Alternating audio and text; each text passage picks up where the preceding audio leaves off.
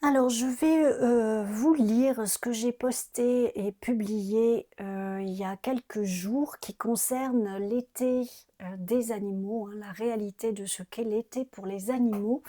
Je le fais parce que j'ai une maman qui est malvoyante et donc je sais que parfois ça peut être très difficile pour certaines personnes de lire à l'écran et particulièrement quand ce sont des posts qui sont longs. Donc étant, moi-même touchée, de près, par cela, eh bien je souhaitais prendre la peine de vous lire ce post. Donc pour ceux qui l'ont déjà lu, il n'y a rien de nouveau, je vais juste vraiment lire ce que j'ai écrit. Donc je vous écrivais qu'on sort à peine d'une canicule et que oui, les animaux souffrent de la chaleur et que contrairement à une idée répandue, ils ne se débrouillent pas toujours seuls. On entend souvent que les animaux savent s'adapter instinctivement. C'est partiellement vrai dans les conditions naturelles. Mais aujourd'hui, beaucoup vivent dans des environnements profondément modifiés par l'humain. Dans ces conditions extrêmes, l'instinct ne compense pas tout et les animaux subissent la chaleur par le manque d'eau, par la fragmentation des habitants, par le stress thermique prolongé, par les contraintes de survie permanentes et d'autres choses évidemment. Dans la nature actuelle, l'eau n'est pas toujours accessible. Certains animaux doivent parcourir de longues distances pour en trouver. Même en période de chaleur extrême, ils doivent continuer à se nourrir et dans beaucoup de cas, surtout à cette période avec les naissances qui ont eu lieu, à nourrir également leurs petits. Et puis il y a aussi évidemment les juvéniles hein, qui ont peut-être déjà quitté leurs parents, mais qui ont besoin de se nourrir et qui sont encore fragiles malgré tout et avec peu d'expérience de leur environnement et des dangers. Donc tous ces animaux, même quand il fait 40 degrés à l'ombre, eh ben, ils n'ont pas d'autre choix que de se déplacer pour aller se nourrir, trouver à manger pour eux-mêmes, pour leurs petits, etc. Ces derniers jours, donc c'est pour ça que je n'ai pas publié de vidéo, j'ai été bénévole pour plusieurs structures, dont la LPO, la Ligue pour la protection des oiseaux. Ce que j'ai vu, c'est très concret, c'est déjà qu'il manque il y a un manque chronique de bénévoles, donc si vous avez le temps et l'envie, je ne peux que vous encourager à les aider, cette structure ou une autre. Ils prennent en charge les oiseaux, mais aussi d'autres mammifères tels que les renards, les hérissons, les fouines, les chevreuils et tant d'autres, hein. Il y a sur place la présence de professionnels extrêmement compétents, de vétérinaires aussi. Hem J'y ai vu énormément de juvéniles dans un état critique, de jeunes, d'adultes également, qui ont été confrontés à des difficultés majeures d'alimentation et de survie pendant ces fortes chaleurs, hein. Donc il y a de la dénutrition, il y a de la déshydratation, il y a des coups de chaleur et cetera et la triste réalité, c'est que beaucoup d'animaux, n'arrivent pas toujours jusqu'au centre et ils meurent peu de temps après leur arrivée, principalement à cause de ces chaleurs, extrêmement éprouvantes. Alors heureusement, il y en a beaucoup qui survivent, hein, également, mais voilà, la réalité biologique que la chaleur provoque, y compris chez les animaux, c'est la déshydratation, l'épuisement, les difficultés à se nourrir, la fragilité des jeunes, la fragilisation des jeunes, la hausse importante de la mortalité. C'est pas théorique, hein, c'est quelque chose qui peut être observé quotidiennement sur le terrain si vous êtes bénévole. Heu, Même vulnérabilité pour les animaux qui vivent auprès de nous, hein. Nos animaux, qui vivent sous notre toit, ils ne sont pas ou à proximité de nos habitations, ils ne sont pas protégés par défaut. Ils peuvent eux aussi souffrir de coups de chaleur, se déshydrater rapidement, être mis en danger par des sorties inadaptées. L'argument qu'ils trouvent de l'ombre ou qu'ils arrivent à se débrouiller, il est insuffisant cet argument dans des conditions extrêmes.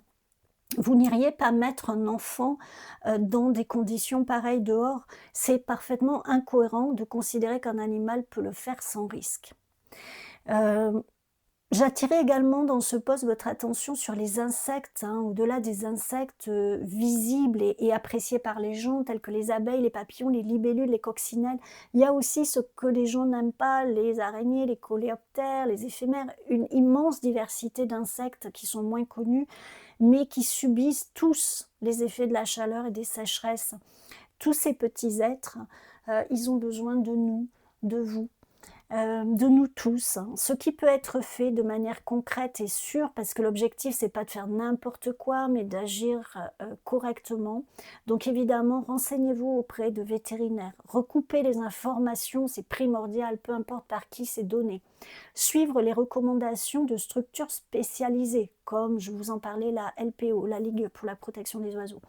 Adapter la sortie des animaux, des animaux qui vivent auprès de vous. Comprendre quand les garder au frais et que si votre logement est frais, ce n'est pas une punition que de les garder au frais, au contraire. Appliquer des méthodes de rafraîchissement qui sont sûres, hein. Il ne s'agit pas d'improviser avec l'eau, les températures et cetera. Il ne s'agit pas de leur faire des chocs thermiques, voilà. Donc soyez encore plus attentifs, attentives aux animaux qui vivent près de vous, qui vivent sous votre toit, le changement de comportement et cetera. Et prenez conseil auprès de gens compétents. Également, je vous parlais des aménagements simples qui peuvent aider. Que vous ayez un jardin, que vous ayez un balcon ou dans l'espace, un espace extérieur. Dans votre jardin, laissez par exemple une zone de végétation sauvage, même petite, mais pour créer un refuge pour les petits animaux, pour les insectes, une zone de frais. Mettez de l'eau propre à disposition pour les oiseaux, les petits animaux. Par exemple, vous pouvez mettre des grands soupeaux avec de l'eau et les oiseaux viennent se baigner dedans, s'y rafraîchir, boire. En tous les cas, préservez des zones d'ombre et de fraîcheur naturelle autant que cela est possible, et c'est possible également sur un balcon, hein. Quelques erreurs fréquentes, la liste n'est évidemment pas exhaustive. Une des erreurs, c'est de mouiller un animal avec de l'eau très froide parce que ça peut provoquer un choc thermique. Faire une action sans avoir une information fiable, alors évidemment si vous êtes dans l'urgence, mais malgré tout, appelez les urgences vétérinaires, appelez voilà, des professionnels qui pourront vous conseiller même dans l'immédiat. Une des erreurs aussi, c'est de détourner le regard et d'attendre que quelqu'un d'autre s'en occupe parce que, ben, quelques minutes, voire quelques heures, ça peut être fatal à l'animal. Également, on ne saura jamais assez le répéter, mais laisser un animal dans un véhicule, même 5 minutes, même 2 minutes, même à l'ombre, même avec une gamelle d'eau, même avec les fenêtres ouvertes, même avec des serviettes mouillées accrochées aux fenêtres. Tout ça, ce sont des conditions qui peuvent tuer l'animal en quelques minutes, hein. Quelques minutes, c'est factuel, hein, factuel. Voilà, et évidemment ne pas mettre l'animal sous le vent d'un ventilateur. Voilà. Je vous partageais également un numéro, si vous êtes témoin de maltraitance sur un animal, appelez le 36 77, hein, vraiment. Voilà, ce que je pourrais vous dire pour, conclure, c'est mon constat sur, cette semaine, que j'ai passée, de bénévolat. Il y a souvent un décalage très fort entre ce que les gens imaginent et la réalité biologique des animaux.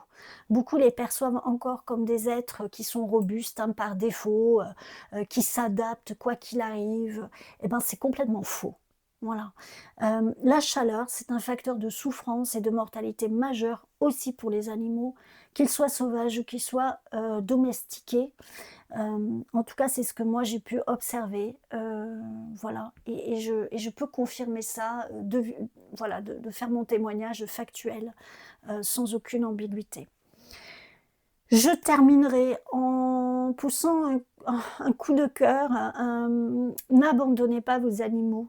Un abandon, ça crée une détresse émotionnelle intense et un risque vital immédiat, notamment en cette période liée à la chaleur et à la déshydratation, mais pas seulement, hein. Ce n'est pas genre: «Bon, mais je le mets dehors, de toute façon, il va s'en sortir, il va se débrouiller, c'est un animal, donc il sait quoi faire instinctivement». Tout ça, c'est faux, hein. C'est vraiment des choses peut-être pour vous rendre le geste plus léger, mais c'est complètement faux, hein. C'est vous en faisant cet acte d'abandon, vous lui retirez tout un système de survie, l'ombre, la stabilité émotionnelle, votre affection, hein, voilà, l'accès régulier à la nourriture, à l'eau, et souvent dans une période, hem, qui est une période de stress thermique intense. Voilà. Les animaux sont des êtres vivants, les amis, et ce sont des êtres sensibles, hein. Il y a des tas d'études qui le prouvent, il y a des tas de choses qui le prouvent. Si vous vivez auprès des animaux, vous avez des preuves en permanence sous les yeux.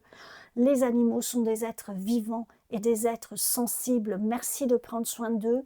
Merci de faire partie de ma communauté qui respecte, qui aime et qui protège les animaux. Je vous remercie de tout cœur pour votre écoute. Je remercie de tout mon cœur l'archangelesse Ariel qui me guide depuis que je suis toute petite et qui aide les animaux. Merci de tout cœur à chacun de vous. Prenez soin de vous et de tout mon cœur, prenez soin des animaux.